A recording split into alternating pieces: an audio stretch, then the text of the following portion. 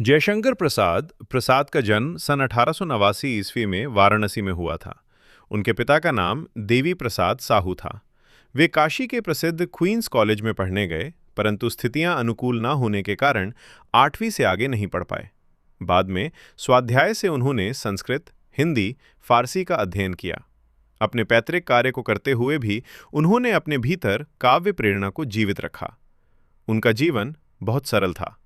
अत्यधिक श्रम करने तथा जीवन के अंतिम दिनों में यक्ष्मा से पीड़ित रहने के कारण सन 1937 ईस्वी को उनका निधन हो गया।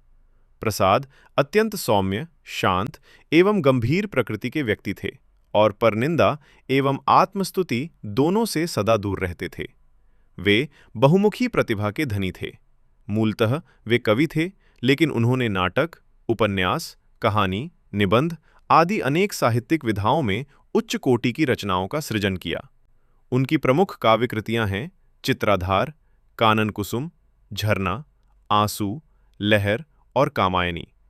आधुनिक हिंदी की श्रेष्ठतम काव्यकृति मानी जाने वाली कामायनी पर उन्हें हिंदी साहित्य सम्मेलन द्वारा मंगला प्रसाद पारितोषिक दिया गया।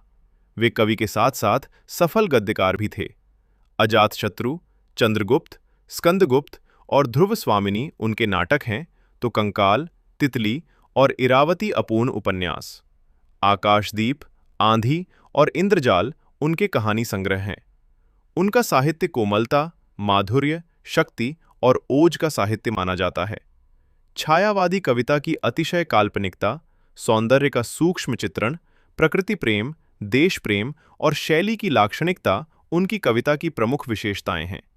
इतिहास और दर्शन में उनकी गहरी रुचि थी, जो उनके साहित्य में स्पष्ट दिखाई देती है। प्रसाद की भाषा पूर्णतः साहित्यिक, परिमार्जित एवं परिष्कृत हिंदी है। भाषा प्रवाहयुक्त होते हुए भी संस्कृतनिष्ठ खड़ी बोली है, जिसमें सर्वत्र ओज एवं माधुर्य गुण विद्यमान है। अपने सूक्ष्म भावों को व्यक्त करने के लिए उन्होंने लक्षणा एवं व्यंजना का आश्रय लिया है। उनकी शैली काव्यात्मक चमत्कारों से परिपूर्ण है। संगीतात्मकता एवं लय पर आधारित उनकी शैली अत्यंत सरस एवं मधुर है तथा उनका साहित्य प्रसाद गुण से युक्त है। ममता नामक कहानी जयशंकर प्रसाद के आकाशदीप कहानी संग्रह में संकलित है।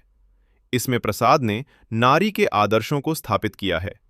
विपरीत परिस्थितियों में भी ममता ने अपने स्वाभिमान की रक्षा करते हुए कर्तव्य एवं धर्म का पालन किया। आक्रमण के पश्चात वर्षों बाद अपनी झोंपड़ी में शरणागत के रूप में आए मुगल सम्राट हुमायूं को आश्रय देकर ममता ने अपने धर्म एवं संस्कृति का आदर्श प्रस्तुत किया।